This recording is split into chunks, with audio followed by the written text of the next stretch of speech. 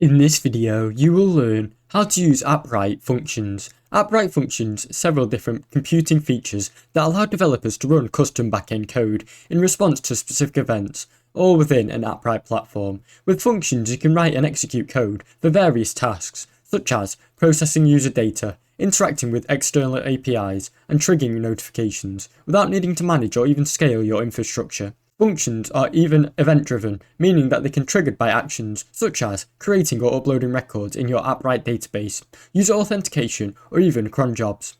This can make it easy to extend your functionality of your app without worrying about backend management. Appwrite Functions supports multiple languages such as Node.js, Python, and PHP, offering flexibility for many developers to use their preferred tools. Whether you're building a real-time chat application or automating tasks, Appwrite functionalities simply backend login with providing you efficiency and scalability. Thanks for watching. Don't forget to like and subscribe.